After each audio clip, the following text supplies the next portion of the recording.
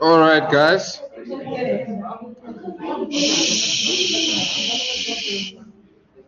Come. Let's get going. So number one.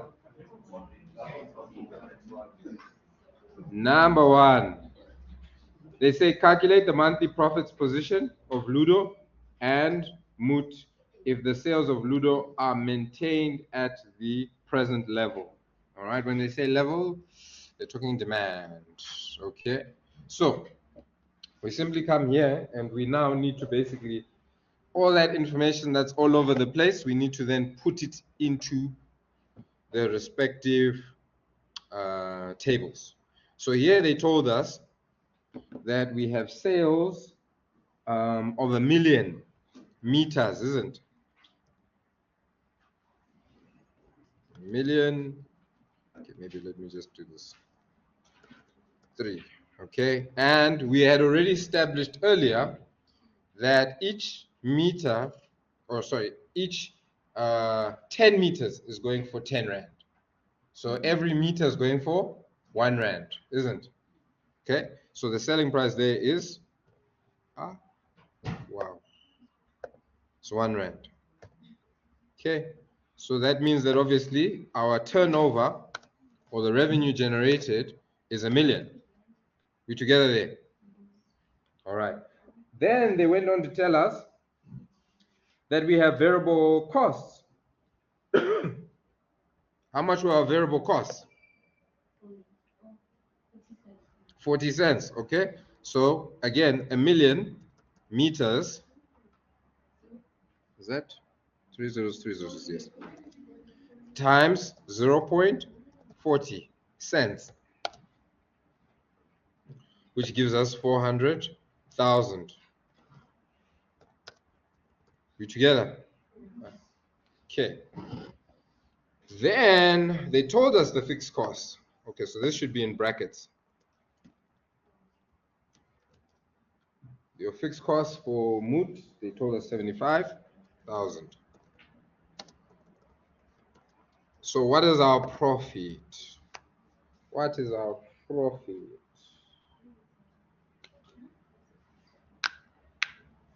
Are you making a video?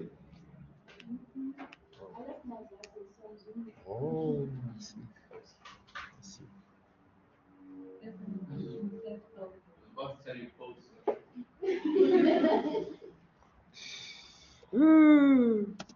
Wow. Okay, so we've got that there. Then when looking at Ludo, we already established it, but we know that they only bought 40% of the 1 million meters. Okay, so that's 400 meters, 400,000 meters, and then we said divided by 10 meters, because we know it takes 10 meters to produce 1 unit of Ludo's final product. So that obviously puts us at 40,000. 40,000 units that Ludo has, and then we ask ourselves, what is the selling price? They told us the selling price. They said Ludo produces its final product, a wedge, at a selling price of 25 Rand per unit. Okay, so guys, as you go along with finance, all right, this is nothing new. I'm sure you already know this. Circle what's important, underline, put SP on the selling price, variable cost, whatever, just so that you can quickly, when you're looking for the information, you can quickly find it. So 25 times 40,000 gives you what?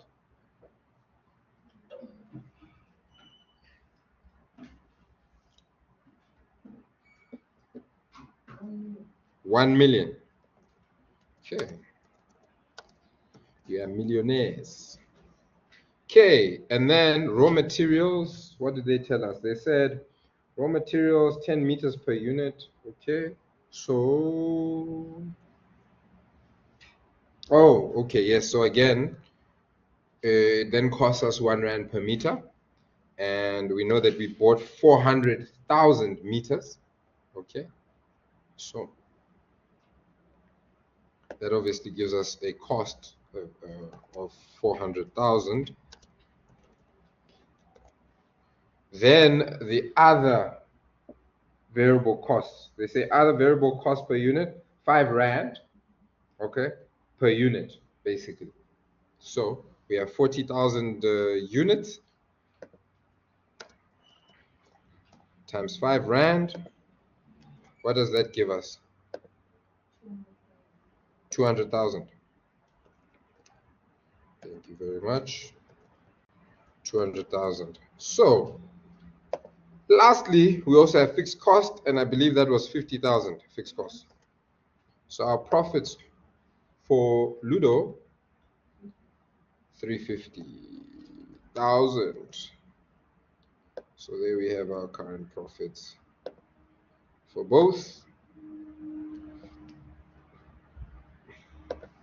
And what was the question again? Calculate the monthly profit position of, okay, so they were talking about it separately. They didn't say of the holding company or the entire company, so that's fine. Then they go on to say calculate the monthly profit position of Ludo and Moot if the sales of Ludo are at a higher sales level. When do we know that the sales level increases for Ludo? 100%. When we reduce the selling price, that's when we sell a bigger volume. Okay? So we are now looking at that scenario and saying, okay, under that scenario, what is the impact on our monthly profits for both? Because if we increase the sales for Ludo, it means we're buying more from Moot, isn't it? We're buying more meters. Does it make sense? Okay. So going to part 2, we simply say, remember we did the calculation already for 772,000 units, but that's units, right? So we need to say how many meters do we need to get this 72,000. Okay, we know that it's 10 meters per unit, isn't it? So we need a total of how many? 720,000 meters. All right, from Moot in order to produce this new capacity. Okay, right. So so here actually I see, okay, we actually started with, so okay, the external side, we're still going to have 600. Okay.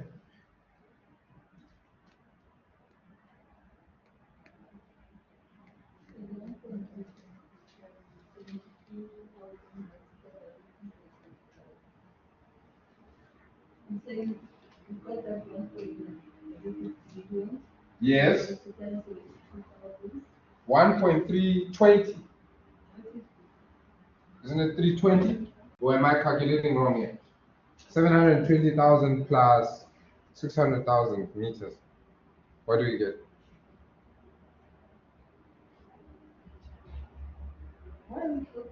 Here we're calculating the total meters.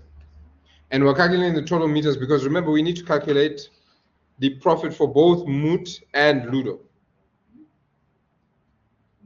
So right here, I actually am trying to calculate the sales revenue for Moot.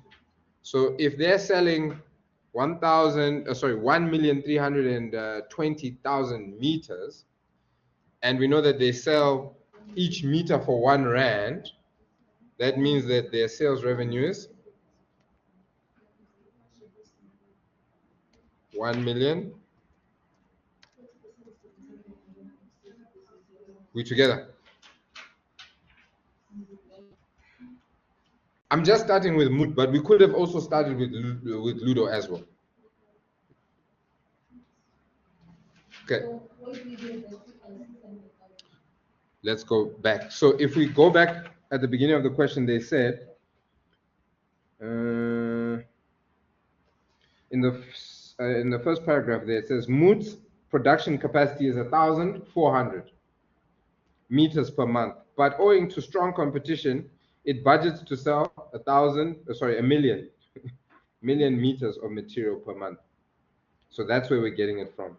And at the beginning of that paragraph, they say Mood produces a material which can be converted into a wide range of final products. It sells 40% of its output to Ludo and the remaining 60%. So how we're getting this 600 is the 1 million times 60%. That hasn't changed. Even in the first instance, it was 600,000 that we were selling to the external. Is it fine? Okay. Right. So then we still have our variable cost, 40 cents per meter.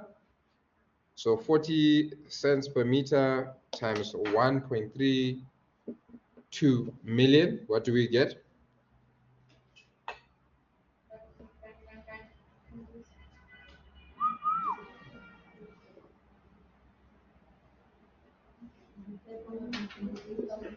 $523,000, 28,000.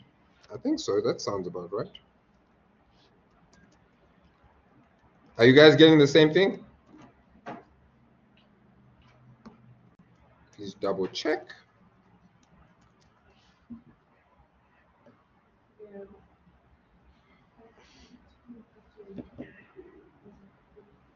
Who were my top 2 students in the test? I'm going to get you something next class. So please, whoever you are, make sure you come to class.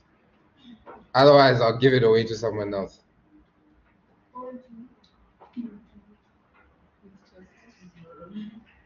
No, isn't it Thursday?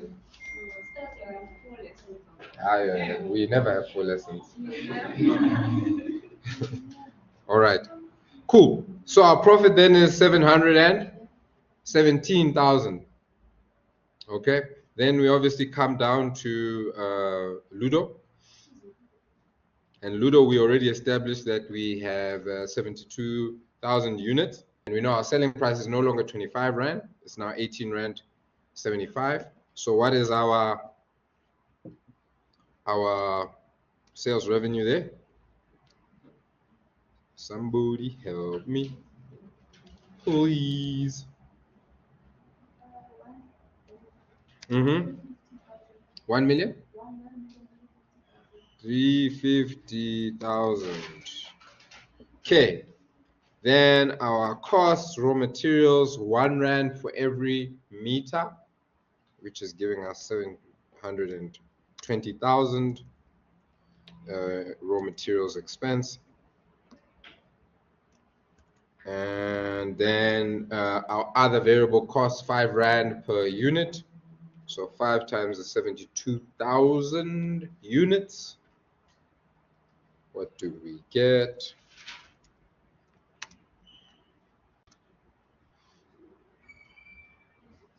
$360. $360. Cool. Thank you very much. So then our contribution, then we end up with 270, and then we know we have a fixed cost because we haven't doubled our output, isn't? So our direct labor doesn't change, so our fixed costs don't change, and therefore we have a profit of 220,000, at least in terms of Ludo. Cool. So let's see. What was the question again? They said calculate the monthly profit position. Okay, so we have our monthly profit position of both. Then it says comment on the use of market price as a transfer price. And here they told us just above the required, they said the group's current policy is to use market prices as the transfer price between subsidiaries. So here, guys, please make sure in Learning Unit 7 that you have an understanding of the different pricing policies, because you're not just going to calculate these things. You're going to need to comment and present your argument to say this is good, this is bad. So we're not just looking at profit. We also need to be able to substantiate based off of the type of policy, right? For instance, they might talk to you about negotiation, right? What are the advantages and disadvantages of it? Some managers might not have much influence, so they then get bullied into pricing policy that's not in their favor. So you just need to know. Then what other pricing? We have quite a few of them.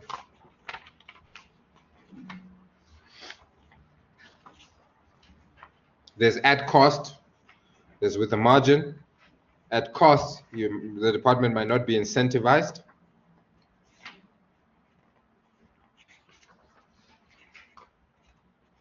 Okay, yes, so competition-based, demand-based, target costing, berate. There's an exam paper waiting for you. Okay, so what are our comments on the use of market price as a transfer?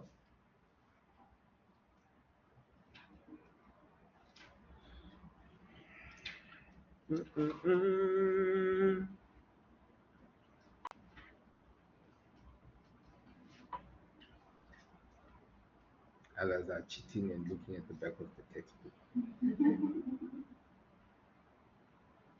Tell us what you see there.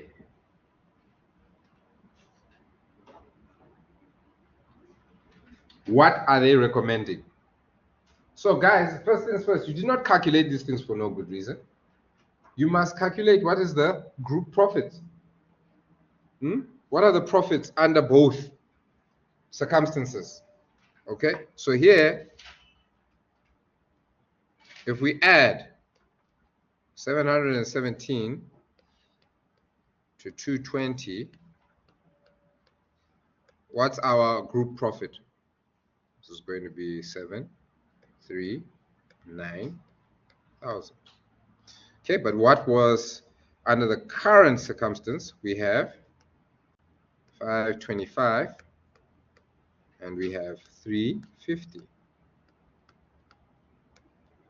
So we have 5 here, 7, and that is 8, if I'm not mistaken. So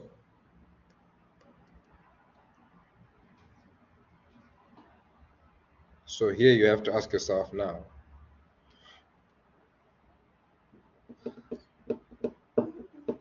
so there is going to be an increase, right, in your group profits, all right, because that is less than that. There's going to be an increase in moots from here, but there's going to be a decrease of your profits from Ludo. Any recommendations, any thoughts?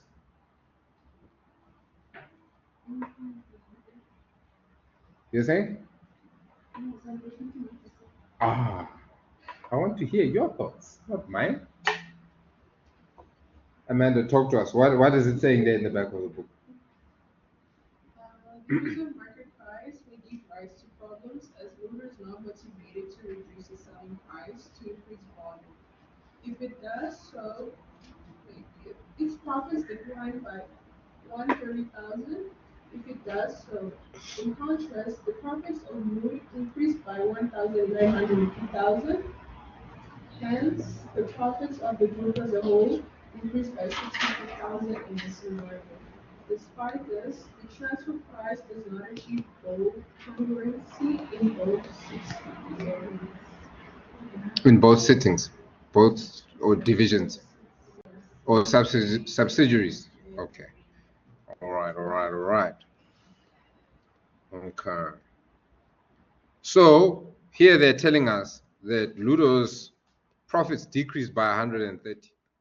Can you see why they're saying these guys are not incentivized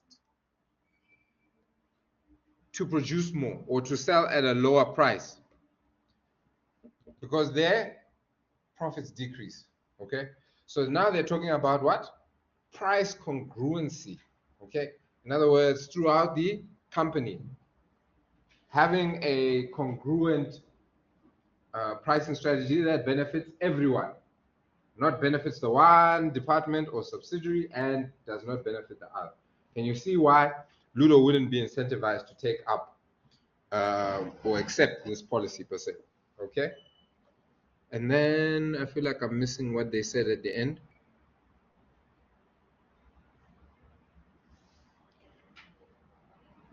Is there anything else that they said before we finish off this?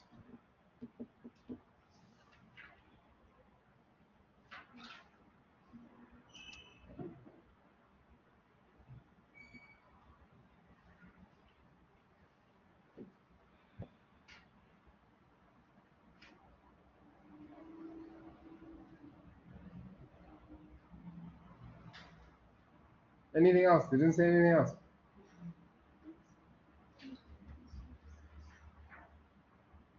Okay, so that's pretty much it.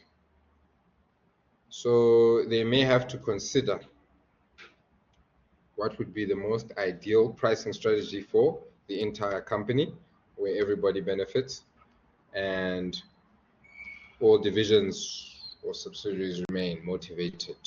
Okay, so the last portion, the last bit, they're saying recommend an appropriate transfer price. Guys, and here, if you've never opened your textbook, goodbye. Just wave these marks, goodbye. Because if you haven't seen this question before, you're not going to be able to answer it. Okay? So, here now, you have to ask yourself two questions. What is the minimum price, transfer price? Okay? So, Moot can obviously sell at cost. That should be the minimum price or transfer price because they shouldn't be making a loss. Does that make sense? At least let them cover their expenses. So what are their expenses? The expenses is the variable cost of the meters. So you would then say, we know that for 10 meters,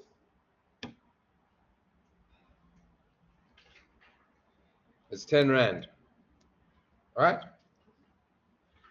So times 0.40, okay, which gives you 4 Rand. Okay, 4 Rand, okay, per 10 meters. That's the minimum transfer price. That's the least they should be charging. What is the maximum? Okay, now the maximum price is where they make the most money. Where have we seen they make the most money? When Ludo is selling at a discount, because that means Ludo takes more units. Because remember, initially they were only selling 1 million. But when Ludo decides to sell at a discount, they sell 1,320,000, isn't it? So what now, basically we're asking ourselves, what is the maximum transfer price that they could sell for? And this is where, if you've never seen this question, yeah. So you come here and you say, okay, we're basically looking at the lost contribution that we would receive if Ludo sold at a discount. And they told us that they would have 130,000 increase in profits, right, for the group at least, okay, for the group at least. And that is by way of selling an additional 32,000 units. Because remember, initially, Ludo was only making 40,000 units. But when they sell at a discount, they make 72,000 units. So the difference there is 32,000 units, isn't it?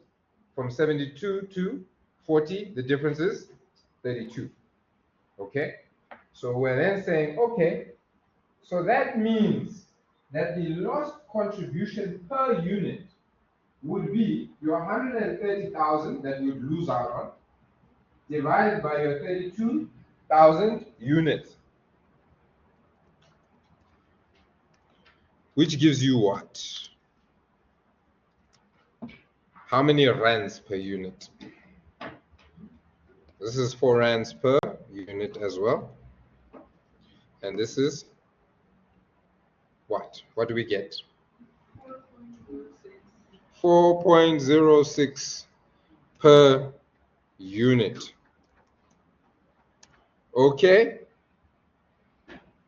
All right. So we're basically saying, in addition to, if you look here, this is now where you get your table. These guys can either sell at 4 rand per unit, minimum, or they can put a margin or a markup up to 4 rand and 6 cents. So the maximum transfer price would then be 8 rand and 6 cents. So if you look at the back of your textbook, they will tell you. You would then recommend a price between 4 rand to 8 rand and 6 cents.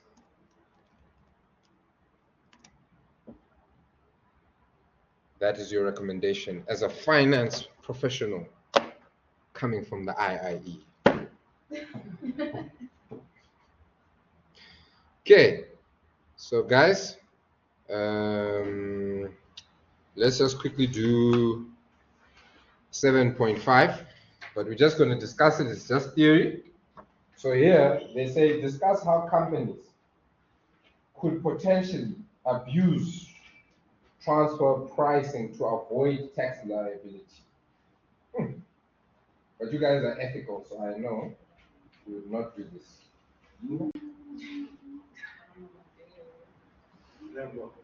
Never. I like that response.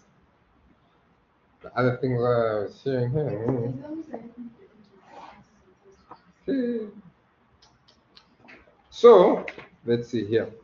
So here, you guys can read through it in your own time.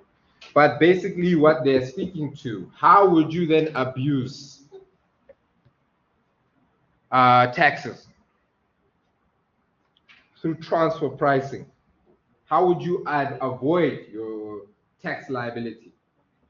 So assuming you have subsidiaries in different countries, in this particular context, they use South Africa, America, and then they say Haven Inc. Okay, so basically they're saying you can produce your product here, you sell it in America, the profit or the head office is Haven Inc., wherever that country is, and then obviously remember there's costs that are being charged by each of these subsidiaries to the next one. So the costs that are being charged to South Africa, that means the profits don't remain here. Does that make sense? So you can charge a substantial cost to America. Do the same thing with the Haven Inc. And at Haven Inc., we're basically saying this is located in a tax haven or a place where tax is very little. So the profits, you're not going to incur any, right? So that's how you then are abusing your tax liability, by shifting or extracting the profits from one subsidiary and placing them into the next subsidiary where you will incur low taxes. Make sense? Right. Ladies and gentlemen, enjoy your day. Your school fees are finished for today. Goodbye and good riddance. All right.